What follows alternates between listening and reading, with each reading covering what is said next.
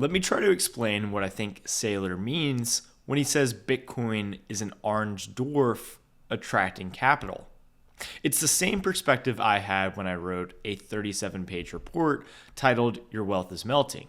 The idea is rooted in the concept that markets trend toward efficiency. What does that mean? It means that prices adjust as individuals and businesses act to maximize profits, capture arbitrage opportunities, and allocate capital to its highest and best use. When inefficiencies exist, such as assets being overvalued relative to their cost of production, market participants step in to exploit this, pushing prices toward their fair value over time. Take gold, for example. If the market trends toward efficiency, any company, government, or entrepreneur that can mine gold at a cost lower than its market price, let's say $2,000 per ounce, while gold trades at $3,000, will step in to capture that profit. This is an arbitrage opportunity. And why does it exist? Because people store $20 trillion worth of wealth in gold, pushing its price above the cost of mining. The same principle applies to real estate. If developers can build housing for less than its selling price, they will. If a company earns strong profits, competitors will emerge and undercut margins. Jeff Bezos put it simply, your margin is my opportunity. This is how all assets behave, except Bitcoin. Bitcoin is an orange dwarf, relentlessly pulling in capital. Any capital outside of Bitcoin is circulating around the orange dwarf. If you're holding that capital, you may not even realize that you're now orbiting Bitcoin. And that's okay. Maybe not for you, but for Bitcoin. You can either recognize that Bitcoin exists as this growing monetary force attracting capital, or you can ignore it. But ignoring it doesn't change what's happening. Like I said, markets trend toward efficiency. That means if you're holding gold, more will be mined. If you're holding real estate, more housing will be developed.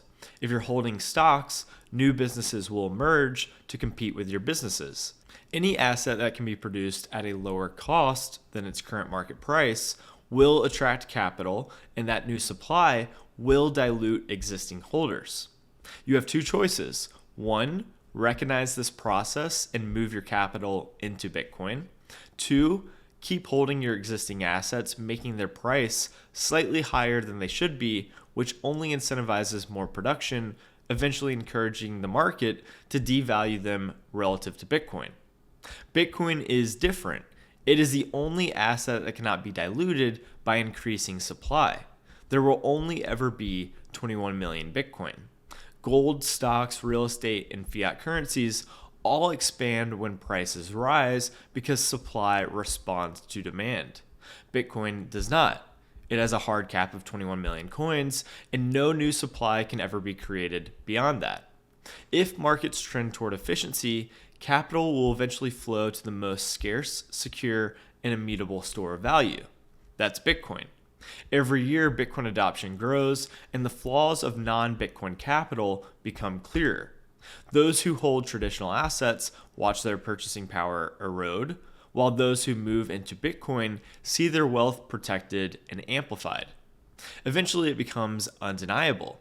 Not holding Bitcoin is betting against basic economics. You can either move first, recognizing Bitcoin's gravitational pull, or you can resist, holding onto assets that are being diluted. But make no mistake, capital is moving. The orange dwarf doesn't just attract wealth, it absorbs it completely over time. Bitcoin is the orange dwarf, and it's the monetary singularity. The only rational choice is to adopt Bitcoin before the market forces you to. Thanks for watching, everyone, and see you next time.